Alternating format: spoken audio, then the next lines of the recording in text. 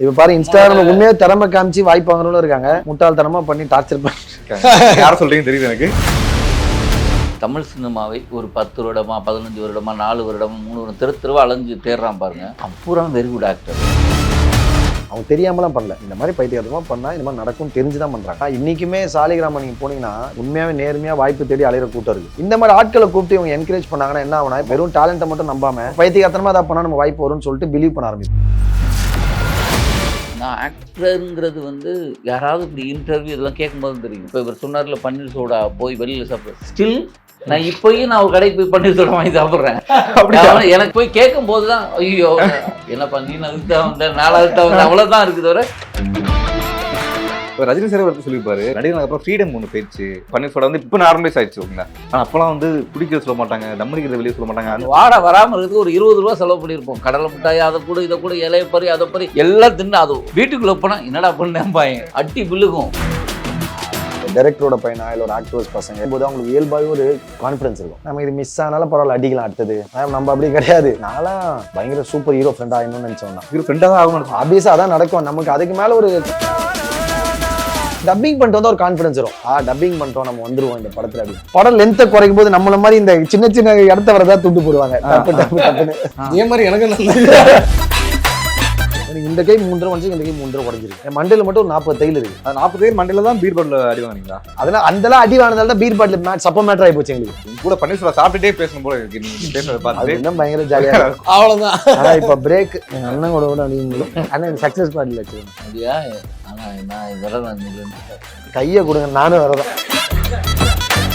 Title sponsors Anand Baniyan, Max Gold presents Moonram Khan movie team interview supported by Dr. Srivarma, i5 Properties, Darling, powered by Grand Royal Tours, Vicura Wellness Clinic. இப்போ 3 பேத்துக்குமே ஒரு கேள்வி. அதாவது sir வந்து இருக்கப்பட்டவங்க பேசியிருப்பாரு, அது எல்லாரும் பன்னீர் soda போட்டால் கண்டிப்பாக status வைக்க மாட்டாங்க. மிடில் கிளாஸாக பிறந்தது வந்து ஒரு சாபக்கேடு மாதிரி ஒன்று சொல்லியிருப்பீங்க.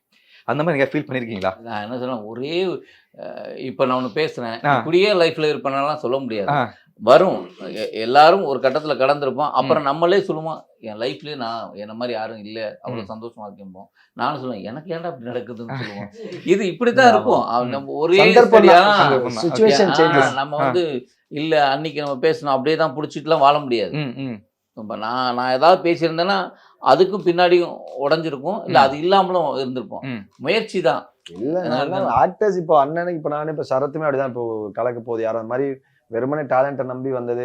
ஸோ இப்படி என்னன்னா நமக்கு ஒரு பயம் இருக்கும். தலை அவள் தான் தலை நமக்கு இருக்கு, நமக்கு கான்ஃபிடன்ஸ் இருக்கும். நான் அதான் சொல்லுவேன், எனக்கு ட்ரை பண்ணும்போது ஜாலியாக இருப்பேன். படம் ஹிட் ஆனதுக்கு அப்புறம் தான் பிரச்சனையே ஆரம்பிச்சது. அதை மெயின்டைன் பண்ணுற ஒரு பிரச்சனை இருக்குல்ல இங்கே. அது வந்து நம்மளை வந்து ஒன்று கிரியேட் ஆகல, நீ இப்படி படம் பண்ணணும் அப்படி படம் அதுதான். ஆனால் என்ன பேரண்ட்ஸ்க்கு நமக்கு ஒரு சப்போர்ட் இருக்காது, அவங்களுக்கு ஒரு பயம் இருக்கும். நமக்கு அவங்கள டிபெண்ட் பண்ணியும் இருக்க முடியாது அவங்களுக்கு. ஏன்னா இப்போ எங்கள் வீட்டிலாம் typical middle class family, computer படித்தாதான் சோறுன்னு நம்புற குடும்பம். ஸோ அதை தவிர உலகத்தில் வேறு எதுவுமே இல்லைன்னு நினைக்கிறோம். ஓகேவா? அதை தவிர வேறு எதுவுமே கிடையாது. இப்போ படிச்சுட்டு வெளிநாடு போயிட்டு வச்சுங்க, அங்கே போய் நம்ம என்ன வேலை பண்ணுறது முக்கியம். வெளிநாடு போயிட்டாலே பையன் வெளிநாட்டில் இருக்காங்க, மாச சம்பளத்தை நம்பி வாழ்றாங்க. ஸோ அந்த பயம் அதுதான் சேஃப்டின்னு நினைக்கிறாங்க. மாசமான அவனுக்கு 50,000 ரூபாய் 1 லட்ச ரூபாய் 2 லட்ச ரூபாய் பிரச்சனையே இல்லை அப்படின்னு. ஆனால்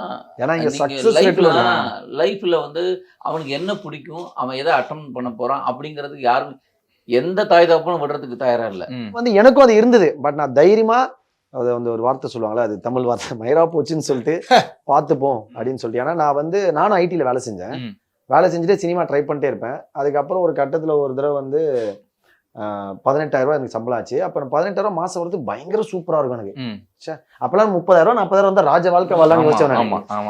நான் வந்து சீரியஸானா 18,000 உடனே எனக்கு நான் கம்ஃபர்ட் ஆக ஆரம்பிக்கிறேன். இப்போ நான் ஆடிஷன் போறது கம்மியாகுது, ஷூட்டிங் போது. அதே மாதிரி ஒரு கட்டத்துல அப்புறம் வேணான்னு வேலையை விடுறேன். வேலையை விட்டு ஒரு 2 வருஷம் திரும்ப ட்ரை பண்றேன். அப்பதான் முகமுடியெல்லாம் நடிக்கிறேன். திரும்ப எதுவுமே நடக்கல, முகமுடி முடிச்சு அதுக்கப்புறம் கட் பண்ணா திரும்ப போயிட்டு HCLன்னு ஒரு கம்பெனில வேலைக்கு சேர்ந்தேன். HCLல சேரும்போது தான் முகமுடி நடிக்கிறேன் கரெக்டா. அப்போ நான் ஸ்ரீனின்னு என் ஃப்ரெண்டு சொல்லலாம், அவங்க அக்கா மூலியமா தான் ஒருத்தர் HCLல சேர்ந்து எல்லாம் பண்ணி அதுக்கப்புறம் திரும்ப பார்த்தா வேலை செய்யறேன், வேலைக்கு போகவும் பிடிக்கல. திரும்ப அங்கே போய் சொல்லினே இருப்பேன். அப்போ கரெக்டாக நம்ம இண்டஸ்ட்ரியில் ஒரு ஸ்ட்ரைக் வந்ததுண்ணா. ஸோ இவங்க ஷெடியூல் பிளான் பண்ணிருந்தாங்க மூவி ஷூட்டிங். அதை பிளான் பண்ணி சேர்த்து நான் பெர்மிஷன் வாங்கிட்டேன். இந்த இதில் பிரச்சனை, எங்கள் அம்மா உடம்பு சரியில்லை, அப்பா உடம்பு சரியில்லை, அவங்க கதை விட்டு எனக்கு கல்யாணம் இனி அதானே கட் பண்ணா என்னாவது இந்த ஸ்ட்ரைக் வந்து ஃபுல்லா ஷூட்டிங் கேன்சல் எல்லாருக்கும் இண்டஸ்ட்ரி. ஸோ நான் ஆஃபீஸ் போயிட்டே இருக்கேன். சினிமா நீங்க எதுவுமே நம்ப முடியாது. நீங்க ஒரு சப்போர்ட் இப்பயுமே அந்த பிரச்சனை இருக்கு எனக்குலாம். இப்போ என்னன்னா திடீர்னு ஷூட் இருக்குன்னு வாங்க, லாஸ்ட் மினிட்ல ஃபோன் பண்ணி இல்லைன்னு. ஸோ அதை நம்ம பிளான் பண்ணவே முடியாது. இப்போ அதனால தான் ஃபங்க்ஷன்ஸ் அதுவும் போக முடியாது. அப்போ வந்து என்னாச்சுன்னா போவேன் ஆஃபீஸ்க்கு, ஷூட்டிங் கிளம்பி உடனே வாங்கணும். ஆனா அங்கே போனால் நமக்கு எடுக்கவே மாட்டாங்க. ஆனா கிளம்பி போய் தான் அவனை எப்படி போக முடியாது. போய் பச்சையா போய் சொல்லிட்டு போவேன், சார் உடனே என் ஃப்ரெண்டு ஊந்துட்டான் ஆக்சிடென்ட் ரோட்ல கடை, நான் தான் போய் தூக்கணும் அப்படின்னு. இந்த மாதிரி இந்த படத்துல ரஜினி சார் கவுண்ட் பண்ணி சார் 2 பேர் தான் மன்னன் படம். அந்த மாதிரி போய் நிறைய தடவை பண்ணிருக்கேன். ஒரு இடத்துல என்ன ஆச்சுன்னா பயங்கர கில்ட்டா ஆரம்பிச்சு, பொய்யா சொல்லிட்டு இருந்தேன். எனக்கே ஒரு மாதிரி ரொம்ப குற்றம் இருந்துச்சு. ஏன் நம்ம இவ்வளவு ஃபேக்கா பொய்யா இருக்கோம் வேண்டான்ட்டு ஒரு ஒன் டே என்ன பண்ணேன், கண்ணை முடின்னு வந்து ஒண்ணுமே பண்ணல. நான் ரிலீவிங் லெட்டர் கூட வாங்கல, விட்டு வந்துட்டேன் பார்த்து போனேன். அப்புறம் பாத்தீங்கன்னா ஒரு 6-7 மாசம் என்ன தெரியுமா, நான் ஃபார்மல்ஸ்ல வீட்டுல இருந்து கிளம்புவேன், வெளில வந்து ட்ரெஸ் மாத்தின்னு ஆபீஸ் போய் ஷூட்டிங் தேடுவேன். அப்ப நான் லவ் பண்றேன் என் ஒய்ஃப் பிரியா, அவகிட்ட அந்த அப்போ கொஞ்சம் காசு போடுவேன். அப்புறம் வந்து ஏதாவது படத்துல அங்கங்க போய் நடிப்போம், அதுக்கு ஒரு 1000-1500 அந்த மாதிரி வரும். அந்த மாதிரி யார் ஃப்ரெண்ட்ஸுக்கு கலெக்ட் பண்ணி அப்போ வீட்டுக்கு காசு கொடுத்தேன். எனக்கு கிட்டத்தட்ட 6 months கழிச்சு வீட்டுக்கு தெரியும் நான் வேலையை விட்டது. பிஎஃப் செட்டில்மெண்ட் வந்தது வீட்டுக்கு, அதுல மாட்டிக்கிட்டேன், வேலையை விட்டுனேன். பெட்டி அச்சா போல எங்க அப்பா. நீங்க சொல்லுங்க, இந்த படத்துல நடிச்சிருக்கேன் ஆனா யாருக்குமே தெரியாது. இப்போ எனக்கு அண்ணன் வந்து எனக்கு தெரியல, நான் வந்து மைனா நடிக்கிறேன். அப்ப நான் சொல்லுவேன் என் ஃப்ரெண்ட்ஸ், டேய் நீங்க வந்து சின்ன சின்ன ரோல் நடிக்கிறது லாடம்ல நடிச்சிருப்பாரு அவர் பாருங்க அப்படின்னா. லாடம்ல நடிச்சிருப்பாரு. நீங்க என்னோட ஃபர்ஸ்ட் சினிமா வந்து ஜோடி. ஆமா, ஜோடியில வருவீங்க. சும்மா அட்மாஸ்பியர். ஆக்சுவலி ஆபீஸ்ல ஒர்க் பண்ணேன். அப்போ ஆபீஸ்ல சின்ன பையன், அப்போ நம்மளும் நடிக்கிறோம்னு சொல்லிட்டு அந்த அட்மாஸ்பியர்ல குறுக்க போறது அதுலயே அந்த தெரியல அது இருந்தது. அதுக்கப்புறம் ரெகக்னைஸ்டா வந்து கொக்கி தான், அதுதான் வந்து ஒரு ரோலா தெரிஞ்சது. அப்புறம் லாடமும் அலி இதுல எல்லாம் கொஞ்சம் தெரிய ஆரம்பிச்சது. திருவண்ணாமலையில நல்ல ரோல் இருந்தது. அதுக்கப்புறம் எனக்கு சினிமாவில் வந்து இப்படிதான் இருக்க போகுது அப்படின்னு தியேட்டர் மேலதான் ரொம்ப இருந்தது. ஹீரோங்கிறது வந்து ஆக்சுவலி என்னன்னா இவன் தான் ஹீரோன்லாம் எனக்கு நடக்கல. அதே தொட்டுப்பார் படத்துல கிருஷ்ணா ஹீரோ, நான் அதுல ஒரு கேரக்டர் பண்ண போனேன். ஆனா அந்த படம் டிராப் ஆகி நானே ஹீரோவா நடிக்கிறேன். அதே தான் மைனாலையும் கிருஷ்ணா தான் ஃபர்ஸ்ட், அப்புறம் பரணி, அப்புறம் தான் நான் வந்தேன். அதுக்கு முன்னாடி நிறைய போயிருக்கலாம். அதுக்கப்புறம் தான் நான் வந்தேன். எனக்கு வந்து இல்ல மித்தவங்க ஹீரோ மெட்டீரியல் என்ன பார்க்கல, நானே என்ன ஹீரோவா பார்க்கல. நான் இதனால எப்பவுமே நமக்கு ஒரு இப்ப இந்த மாதிரி ஒரு நமக்கு கான்பிடன்ஸாவே கொஞ்சம் பிரச்சனை தான். ஏன்னா ஒரு பயம் இருக்கும் நமக்கு வந்து. ஏன்னா இப்போ ஒரு டைரக்டரோட பையனா, இல்லை ஒரு ஆக்டர்ஸ் பசங்க, இல்லை ஒரு ப்ரொடக்ஷன் பசங்க, இல்லை ஒரு நல்ல ஒரு பேக்கப்போட ஸ்ட்ராங்கான ஒரு வரும்போது அவங்களுக்கு இயல்பாகவே ஒரு கான்ஃபிடன்ஸ் இருக்கும். நம்ம இது மிஸ் ஆனாலும் பரவாயில்ல, அடிக்கலாம், அடுத்தது இன்னொரு வாய்ப்பு நம்ம உருவாக்கலாம். அவங்க நம்ம அப்படி கிடையாது. நீங்க வந்து இது என்ன நடக்கும், இது நமக்கு செட் ஆகாதா, இது ஓடி நான்லாம் ஹீரோ ஃப்ரெண்டா பயங்கர சூப்பர் ஹீரோ ஃப்ரெண்ட் ஆகணும்னு நினைச்சோம் தான்.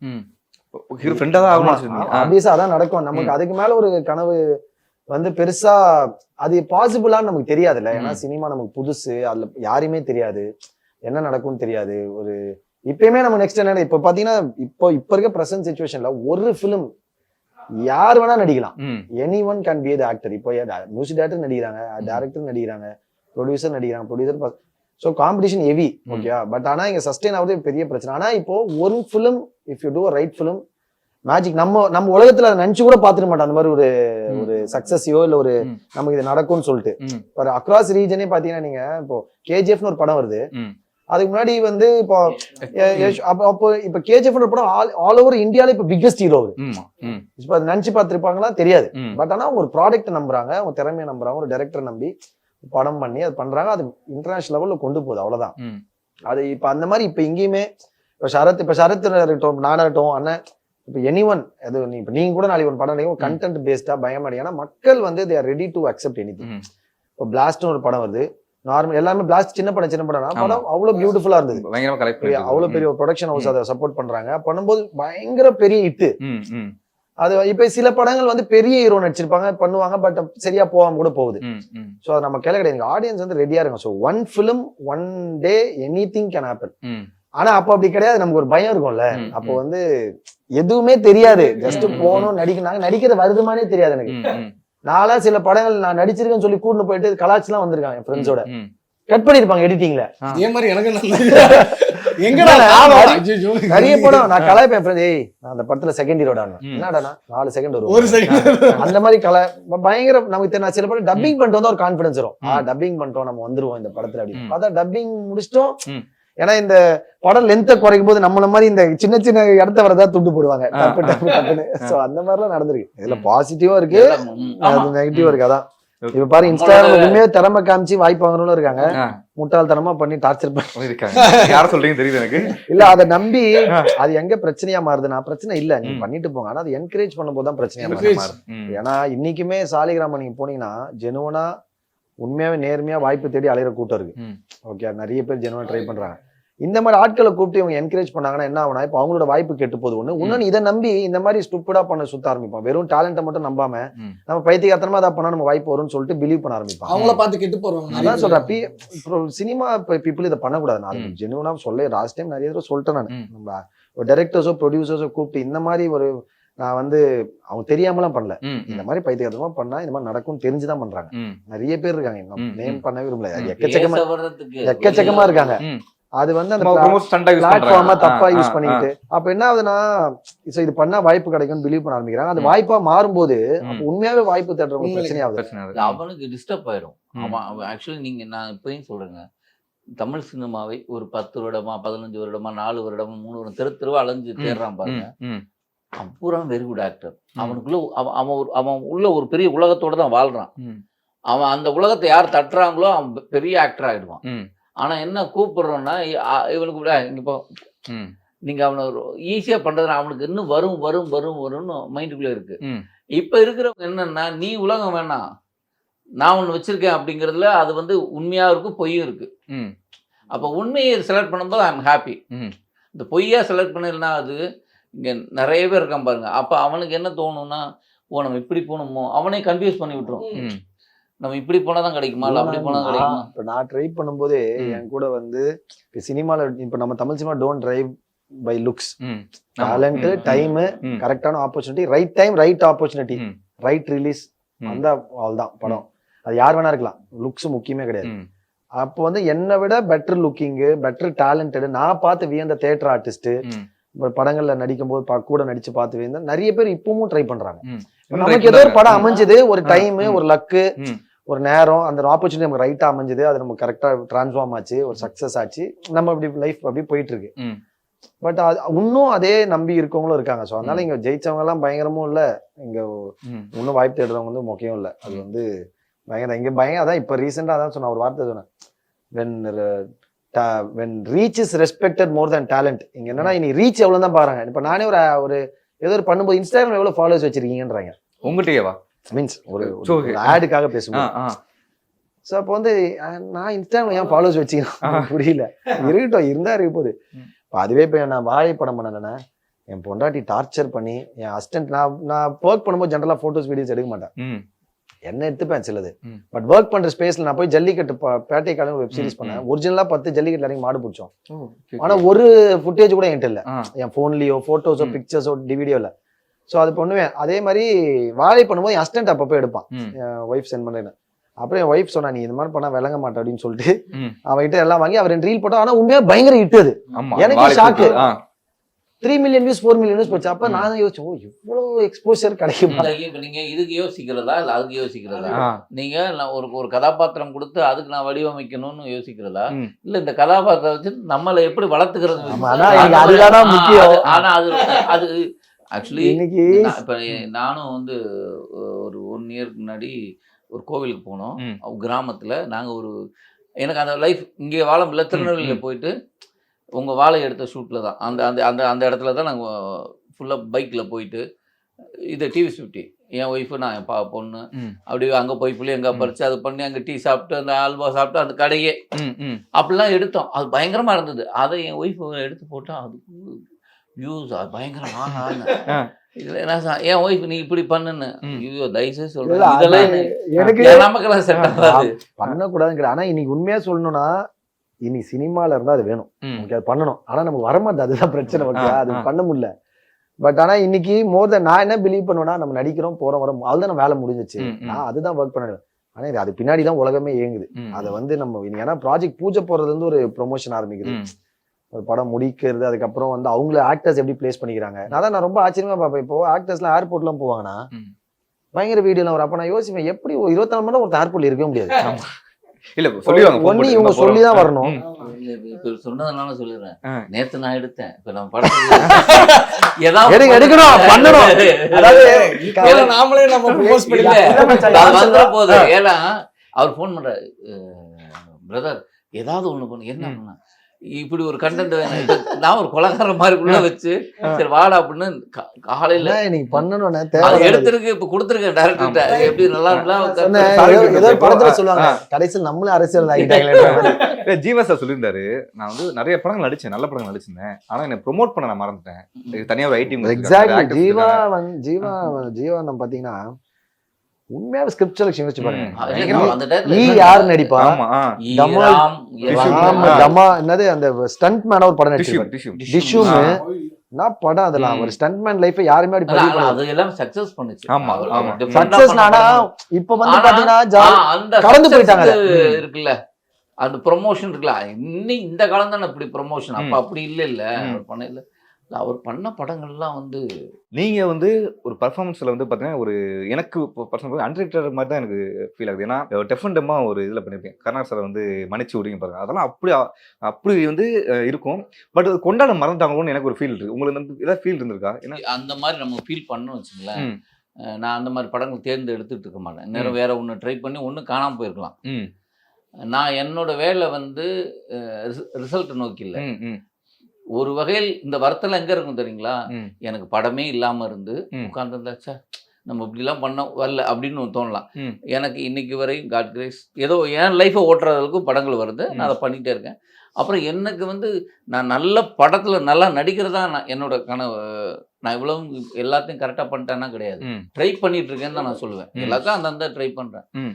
இதோட ரிசல்ட் இருக்குல்ல, எனக்கு ஒரு வகையில் வந்து நான் ஒரு கேட்டகரிக்குள்ள, அதாவது நீங்கள் சொல்கிறீங்களா ஒரு 10 இடம் 15 இடம் 20 இடம்னு, அந்த இடத்துக்கு ஏதாவது ஒன்று ஆசைப்பட்டு எனக்கு கிடைக்கலன்னா வருத்தம் இருக்கலாம். நான் அதுக்குள்ளேயே என் எண்ணமே கிடையாது. நான் தான் சொல்கிறேன், எனக்கு நான் ஆக்டருங்கிறது வந்து யாராவது இப்படி இன்டர்வியூ இதெல்லாம் கேட்கும்போது தெரியும். இப்போ இவர் சொன்னார்ல பன்னீர் சோடா போய் வெளியில் சாப்பிட்றது, ஸ்டில் நான் இப்போயும் நான் ஒரு கடைக்கு போய் பன்னீர் சோடா வாங்கி சாப்பிட்றேன். எனக்கு ஆக்சுவலி போய் கேட்கும்போது தான் ஐயோ என்னப்பா நீ அதுக்கு தான் வந்தேன் நான் அதுக்கு தான் வந்தேன் அவ்வளோதான் இருக்குது. தவிர எனக்கு அந்த அது எப்படி சொல்லணும்னு எனக்கு தெரியல. என் புத்தி அவ்வளவுதான் இருக்கு. சினிமாக்காரங்களும் புரியல, எல்லாரும் ஹியூமன்ஸ் தானே, சிம்பிள் தானே, same feeling only we share. நான் நாட் ஒன்லி இங்க சினிமா கிடையாது, உலகத்தை எங்க எடுத்தாலுமே உனக்கும் அடிச்சா வலிக்கும் எனக்கு அடிச்சா வலிக்கும், அவ்வளவுதான் சிம்பிள். நான் எதுவும் கிடையாது. ஸோ எல்லாருக்கும் இதுதான். பட் இங்க என்னன்னா நம்ம தான் பயங்கர கரெக்டா இருக்கணும், பர்ஃபெக்டா இருக்கணும். ஓகே, நான் வந்து அது நான் கண்டிப்பா அதெல்லாம் ஏத்துக்கலாம், எடுத்துக்கலாம். பர்ஃபெக்டா இருக்க தான் ட்ரை பண்ணுவேன். ஆனா நமக்கும் பர்சனலா ஒரு விஷயம் இருக்கலாம். சொல்லுது அப்பப்போ ஜாலியா அப்படி இருக்கணும். இப்போ ரஜினி சார் எடுத்து சொல்லியிருப்பாரு, அதாவது நடிகர்களுக்கு அப்புறம் ஃப்ரீடம் ஒன்று போயிடுச்சு அப்படி மாதிரி. இப்போ ரோட்ல நடக்க முடியாது. ஆனால் வந்து இப்போ செலிபிரிட்டினாலே வந்து இப்போ பன்னீர் சோடா வந்து இப்போ நார்மலைஸ் ஆயிடுச்சு ஓகேங்களா. ஆனால் அப்போலாம் வந்து குடிக்கிறது சொல்ல மாட்டாங்க, தம் அடிக்கிறது வெளியே சொல்ல மாட்டாங்க. அது நீங்க ஆக்டர் சொல்லுங்க, காமனே. இப்போ நீங்க ஒன்றும் இல்லை, நான் முத தம் அடிச்ச போது அதோட விலை 75 பைசா இருக்கும். ஆனா அதுக்கு வாட வராமல் இருக்கிறது ஒரு 20 ரூபா செலவு பண்ணியிருப்போம். கடலை மிட்டாய் அதை கூட இதை கூட இலைய பறி அதை பறி எல்லாம் தின்னு அது வீட்டுக்குள்ள போனா என்னடா பண்ணேன் பாயன், இவ்வளவு மறைச்சேன் அட்டி விழுகும். நீங்க வந்து அதாவது இப்போ வந்து சொந்தக்காரங்க பார்த்தானே பயப்படுவோம். அதுவும் இல்லை இப்போ. ஆனா அப்பெல்லாம் அப்படி கிடையாது. நம்ம அடிச்சு என்ன யார் அந்த பையன் பட்டன் அடிப்பான், எந்த வயசுல பிடிக்கிறவனே தெரியாது. அந்த சொசைட்டிக்கே அந்த இது இருந்தது, அந்த அக்கறை வந்து சொசைட்டிக்கே இருந்தது. இப்பெல்லாம் அப்படி கேட்க முடியாது. இப்ப என்னன்னா இப்போ நீங்க வந்து எல்லாமே ஈஸி அக்சசிபிள் தல. இப்போ 1008 ஆப் இருக்கு, இல்லைன்னா நீங்க இப்போ எல்லாமே அக்சஸ். என்னன்னா ஒன்னா நானே சொல்லுவேன், என் பசங்க என் பொண்ணு இருக்கா வந்து நம்ம ஏதாவது ஓப்பனா ஜாலியா சில விஷயங்கள் பேசுவோம் எல்லாம் போனா. என்னன்னா அவங்களுக்கு எல்லாமே அப்பா அம்மா மூலியமா தெரிஞ்சது நல்லது. ஏன்னா எப்படி இருந்தாலும் இன்னைக்கு இருக்க ஒரு ஜென்ரேஷன் வேர்ல்டு கண்டிப்பா they will get exposed to everything. எல்லாமே ஈஸியா தெரியும். எல்லாம் பசங்க இந்த வயசுல பேசுறது எல்லாம் என்னன்னா எதுவா இருந்தாலுமே அவங்களுக்கு அதோட அவேர்னஸ் இருக்கணும், அந்த கண்ட்ரோல் இருக்கணும், அவ்வளவுதான். வந்து அதே மாதிரி இப்ப நேத்து எங்க அத்தை வீட்டுக்கு போற, எங்க அத்தை சொல்றாங்க என்ன சின்ன என் ஒய்ஃப் கிட்ட சொல்றாங்க, இவன் வந்து வருஷத்துக்கு வருஷம் போய் ஹாஸ்பிட்டல் 20 நாள் படுத்துப்பான். எனக்கு இந்த கை 3 தடவை உடஞ்சிருக்கு, இந்த கை 3 தடவை உடஞ்சிருக்கு. என் மண்டையில மட்டும் ஒரு 40 தையல் இருக்கு. ஆ. ஸோ அடிபட்டே இருக்கும் எனக்கு. ம். ஓகேவா? ஸோ பயங்கர செட்டப் பண்ணுவேன்னா பயங்கர ஒரு அன்கண்ட்ரோலபிளா இருப்பேன். ம். ஏன் தெரியுமா? எதுவுமே பண்ணக்கூடாதுன்னு என்ன ரொம்ப ரெஸ்ட்ரிக்ட் பண்ணுவாங்க. ம். நான் ரொம்ப எக்ஸ்ட்ரீமா பண்ணுவேன். ஆ. அது 40 பேர் மண்டையில தான் பீர் பாட்டில் அடி வாங்குனீங்களா? ஆமா, பீர் பாட்டில் அடி வாங்குறது அது இதுல அதெல்லாம் அந்தெல்லாம் அடி வாங்கினால தான் பீர் பாட்டில் சப்ப மேட்டர் ஆகி போச்சு எங்களுக்கு. ஒரு தடவை எங்க டிரைவர் அண்ணன் பாபுனான்னு ஒரு டிரைவர் இருந்தாரு எங்க தாத்தா கிட்ட, இறந்துட்டாரு அவரு. எங்க தாத்தா இப்ப கொஞ்சம் பாலிடிக்ஸ் இருப்பாரு. ம். மரத்துல இளநீர் வெட்டியிருந்தாங்க. நான் போய் மரத்தை கிளீன்னு பார்த்தேன். வெட்டினே தான் திடீர்னு கையில ஒரு கத்தியை காணேன். பார்த்தா என் தலையில இருக்குது. வந்து என் மண்டையில இப்படி அடிச்சு தலை இங்க அடிச்சு வந்து இப்படி செதறது ரத்தம் வந்து டேப்பு திறந்த மாதிரி. ஆ. ஆனா எப்ப அடி போடும் போதே எங்க வீட்டுல யாரோ ஒருத்தர் இருப்பாங்க. எங்க தாத்தா கொஞ்சம் பயங்கர சோசியலா ஒர்க் பண்ண பெரியாரிஸ்ட். ஃபுல்லா பாத்தீங்கன்னா எப்ப வந்தாலும் ஒரு தடவை வந்து ஊஞ்சல் ஆடுன்னு கை வந்து ஒரு ஐபிஎஸ் ஆபீசர் இருக்கு வந்து எங்க தாத்தா அப்பா வந்து அவரு கார் லைட் வச்ச கார்லயே கூட்டு போறாங்க கட்டு போறது. இந்த மாதிரி ஏதாவது ஒண்ணு நடக்கும். சூப்பர். எனக்கு அது உண்மையா ஒரு சாபமா இருந்து தல. ம். எனக்கு காலேஜ் செகண்ட் இயர் முடிச்சுட்டு தான் எனக்கு அது நடக்கல. இருந்துச்சு. நீ இந்த முட்டி உடஞ்சிருக்கு இந்த முட்டி உடஞ்சிருக்கு அப்படிலாம் அப்படி. Touch out. And super. அதாவது எனக்கு உங்க கூட பன்னீர்செல்வம் சாப்பிட்டுட்டே பேசணும் போல இருக்கு நீங்க பேசுறத அது பார்த்துட்டு. இன்னும் பயங்கர ஜாலியா இருக்கும். அவ்வளவுதான். ஆனா இப்ப பிரேக் பிரேக். 1 வருஷம் 2 வருஷம் அடிக்கூடாதுன்னு பார்ப்போம். எங்க அண்ணன் கூட அடிங்க. ஜூன் அண்ணன் சக்சஸ் பாட்டில் வச்சிருவேன். அப்படியா? ஆனா நான் விரதம் ஸ்டார்ட் பண்ணேன். கையை கொடுங்க, நானும் வரதான். சூப்பர். அண்ட் வந்து 3ஆம் கண், அதாவது குடும்பங்கள் கொண்டாட வெற்றியா மாறணும்னு சொல்லி நானும் வந்து கலட்ட சார்பாக வாழ்த்துக்கிறோம். தேங்க்யூ நேற்று Thank you. Title sponsors Anand Baniyan, Max Gold presents Moonram Kan movie team interview supported by Dr. Srivarma, i5 Properties, Darling, powered by Grand Royal Tours, Vicura Wellness Clinic.